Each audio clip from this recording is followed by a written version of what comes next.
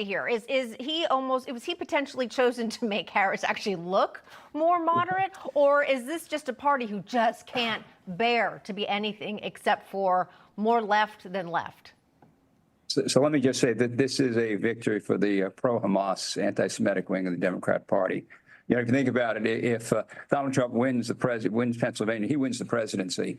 And so this tells a lot about Harris and her caving to that wing, to the anti-Semitic wing of the Democrat Party. It also, you know, you got two folks there, Harris and Walz, who are the same in many ways, and they're trying to be something they're not. You know, that's kind of the state of play now. All of a sudden, she's tough on crime, even though, you know, she bailed out the city burners in Minneapolis. You know, she's for fracking now, and she was against fracking. And Tim Walz now all of a sudden is a moderate, but he's not. One of the myths is that Tim Walz is going to attract rural voters. In the last governor's race, Tim Walz got 31% of the vote in the most rural district in Minnesota. He lost all the rural districts.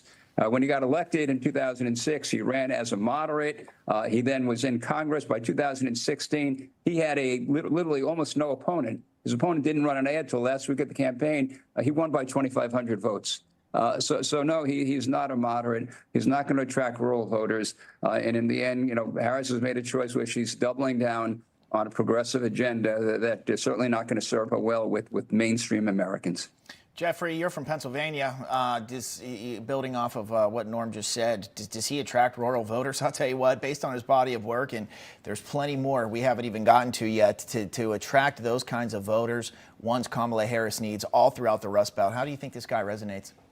I confess I was surprised. I really did think she was going to pick Josh Shapiro because she might well have carried Pennsylvania if she had done that. So what this says to me is that these are, once again, far left ideologues. This is where they're going. You know, Minnesota has a history of this. As you know, I worked for President Reagan, and in 1984, we faced former Minnesota Senator and Jimmy Carter Vice President Walter Mondale, who did exactly what Tim Walz is doing. He moved himself far to the left. He picked a very liberal running mate from New York, Congresswoman Ferraro. And wow, President Reagan wound up carrying 49 states. So I think she's made a big mistake here, but I think it's ideologically driven, and they can't get out of that. Interesting point there, Senator. Of course, you are from Minnesota, but let's just shift not just to Pennsylvania, but to something more specific, to Josh Shapiro. We know that Pennsylvania is home to 300,000 Jewish voters. President Biden won the state in 2020 by 80,000 voters. However, we're learning that a big part of the anti-Shapiro campaign was allegedly specific to his Jewish faith. J.D. Vance has already said that he wasn't picked because he was Jewish.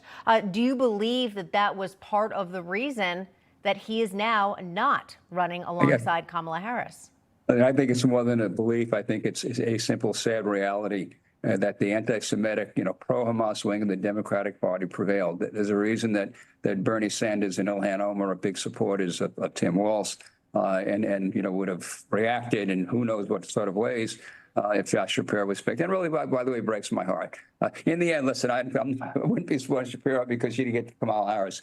But you know, seeing some of the Jewish faith being out there, and you know, it would have been kind of internally, maybe a little feeling that, you know, nice achievement for you, Josh, just that I'm not voting for you. But the fact that a guy in a state, by the way, that is absolutely critical to Harris winning, you can't win the presidency without Pennsylvania. And so the fact that she would cave to the anti-Semitic wing of the party, that's what this is about. It's exactly what it is. It's not a belief. It is simply a reality. And at a time, by the way, that anti-Semitism is raising in our colleges and campuses across this country, when Israel's very existence is at stake here, and the Biden administration is telling them what weapons they can or can't use. I mean, you know, in the end, those who support Israel are not going to be voting for Kamala Harris and Tim Walz. And I don't know whether Josh Shapiro has changed any of that, but I can tell you right now that the Democratic Party is losing its support among American Jews. When I grew up in Brooklyn, New York, I never met a Republican until I went to the Midwest. They just weren't in my neighborhood. But Donald Trump got close to 50% of the Republican vote in Florida, and when he ran, and this time he's going to do very, very well. And this choice by Harris, you know, overseeing, you know, pushing aside Josh Shapiro is I think, a very, very big mistake.